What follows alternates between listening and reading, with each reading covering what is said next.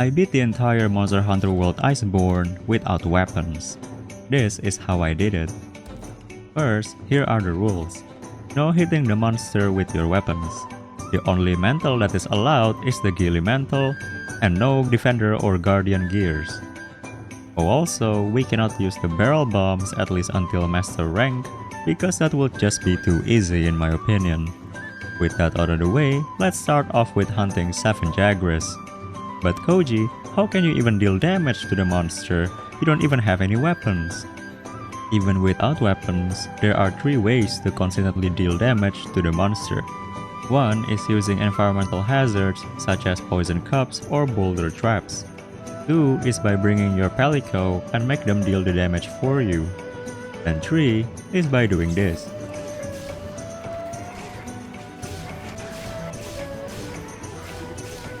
After clearing the pack of Jagras, we hunt some Castodons, and there we meet the Great Jagras.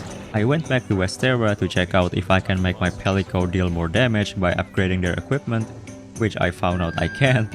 So in the end, the only consistent way to damage it at the moment is to just use Hadouken until it is dead. I mean, it is entirely possible to just Hadouken the Great Jagras to death, as it only possesses a health pool of about 1500. It will just take quite a bit of time.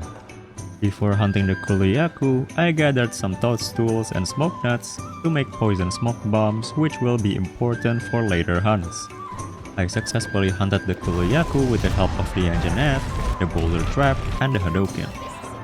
Why do I told you that there is another way to make your Palico become more useful even though it doesn't have a good weapon yet? By meeting the bug trappers in the ancient forest, your Palico can learn to place traps. Additionally, we can also bring the bug trappers along with us on hunts, and they will place traps for you too. After doing some escorting, we can now hunt Barroth, Duratodes, Tobikadachi, and the Anjanet. I have also prioritized capturing the monsters to cut down as much time as possible from the hunts. And with that, we are now tasked to capture Zora Magdaros. But how can we beat this quest with only Hadouken? The answer is to do nothing.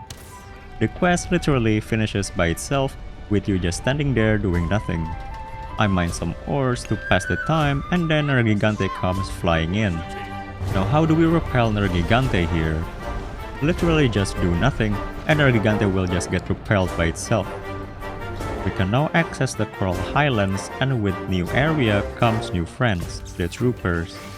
But first, they want my help hunting 2 Chichiyakus. After spending 30 whole minutes on the quest, we managed to unlock the troopers and a new Palico gear. We head straight into hunting the Polumu, and then we go into the Rodent Vale to hunt a Radoban. Now remember how I told you that there are 3 consistent ways to damage the monster even without weapons? Hunting Radoban at this stage of the game completely removes the Palico damage from the equation, as your Palico might as well not deal any damage with the bone armor that the Radoban is wearing. Now this is where we use the poison smoke bombs that we've been saving up to deal more damage. After the Radoban, we are tasked to hunt a Legiana and an Odogoron before we have to go to complete the first Wyverian request, which is to hunt Rathalos and Diablos. Now hunting the Rathalos took so long that the Rathalos almost left the locale before I captured it. But it was worth it because we just unlocked the game changer Palico gear, the Boombug Cage. The Boombug Cage adds so much more damage, and we can control the Palico to use it every few minutes. The Palico is becoming more and more powerful as time goes on. Next, we go back to hunt Zora, and of course, we can still finish the quest without doing anything, at least until the last phase where we actually have to mend the arsenal and deal some damage. We are now in high rank. The monsters here basically have more than twice the health pool of their low rank version. Therefore, utilizing the Boomba Cage and other environmental hazards is of utmost priority in completing the hunts here. We have to hunt the Pink Rathian, which is the only monster that is actually useful to farm in this playthrough, because by using 3 pieces of Pink Rathian armor increases the time the monster is inflicted with poison, and we are going to use poison a lot. After that, we unlock the Elder's Recess. The Gajalaka which resides in the area is the strongest out of all of the endemic pelicos. But to get them to hunt with us, we must unlock all other pelico gears and get some weird doodles from all over the map. Now why do I have to do all of this, you may ask? Well, other than unlocking the Gajalakas, we will also get the Molotov cocktail. And if you level this pelico gear into level 15, you can get this. The Meow Cano. The Meow Cano deals so much damage, and it is important that we unlock it because we can no longer use the Boombug Cage as the Elder Dragons cannot be trapped. But even with the Meow Cano, it took me 40 minutes to successfully hunt Nergigante. I also did the same thing with Kushala, which is to just use the Meow Cano, but this hunt is faster because Kushala is weak to poison. I hunted Teostra and Falhazak in the same manner after that with the help of the environmental hazards. And now we are faced with the final boss of Base World, Xenojiva. The Xenojiva has a relatively huge health pool when compared to the previous monsters. But this is why we farmed the pink Rathian materials. Xenojiva is extremely weak to poison, therefore making use of the poison smoke bombs, the Meow Cano, and the environmental hazard is absolutely essential in clearing this hunt. Hey, we completed Base World! This is the set that I used to clear it, now let's jump right into Iceborne. As soon as we enter Iceborne, we are greeted by Biotodus. Now this fish right here. It took me almost an hour to hunt even with the Meow Cano. Our strategy obviously will not work for Master Rank. We need to do something about this. We need to call for help. How can we defeat the Master Rank without weapon? Well, enter the Snowman. Remember when I said that the Meow Cano deals huge damage? Well, when you put the Snowman on top of the Meow Cano, you get this. This exploit was found by the legend Caber the Lost, and this is how it works. Basically, any object that you put on top of the Meow Cano will duplicate its damage. You can put one snowman and 2 barrel bombs on top of the Meow Cano. However, this exploit is quite annoying to pull off consistently at first because you have to make sure that the Pelico stays under all of the objects whilst using the Meow Cano, and the monsters have different reactions to getting hit by one. Best thing you could do is to use traps in order to keep the monsters stay in place. Oh, and also this exploit can only be done if you have a stable FPS of above 120, so keep that in mind if you want to try this for your future hunts. But as a wise man said, to do is to learn, so I hunted more monsters in Master Rank using this method, and I grew more and more consistent in using it. Generally, I have to forecaster back to camp to restock my items if I fail to do the exploit. And trust me, it took a lot of resets. Finally, it's our first encounter with Falcana. You cannot keep Falcana still using traps as it is an Elder Dragon, so what can we do?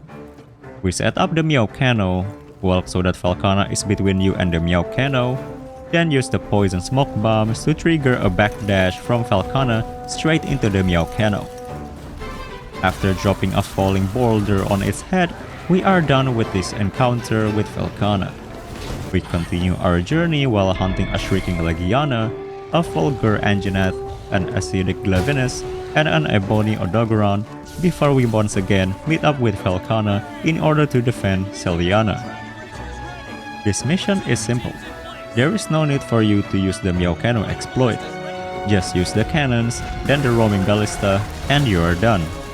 All that is left is to use the Dragon Razor.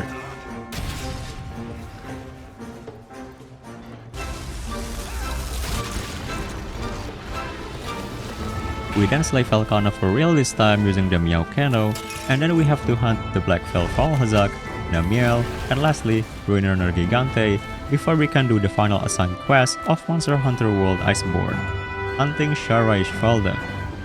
Just set up the Meow Cano and poison smoke bombs in order to finally slay Sharaish Falda. And that's it. There are no other monsters besides this, right? Nope, there are still more content in Monster Hunter World Iceborne, and I have to do it all the way until Fatalis before I can truly end this challenge. So I go find a Kirin to blow up, find a Raijang to capture, put the Stygian Zinogre to sleep, And finally, we meet our first black dragon of the game, Safijiva. Safijiva is unique. We cannot just Gillimantle our way and then use the Meowcano as we place like the other monsters. Besides, even if we use the Meowcano, the damage is so minuscule because we actually need to tenderize the parts before it can do the funny big damage. So how can we beat this monster? Same as with Xenojiva, poison plays a key role in this, as the monster will take a whopping 100 damage per poison damage stick, which is the most out of any large monsters in the game. With the power of poison and falling boulders, we successfully completed the Safi recon. Now comes Alatrion. Hunting this monster is extremely simple. Just equip your Palico with the Radabon weapon, wait until the sleep procs, then proceed to set up the Meowcano exploit. We just have to take care not to card while we are waiting.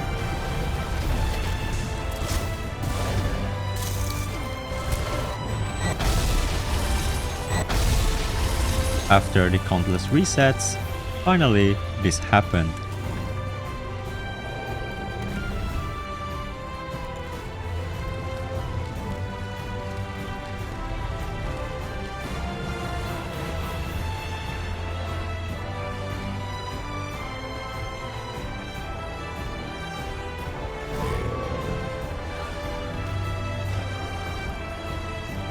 We are now one monster away from clearing this challenge.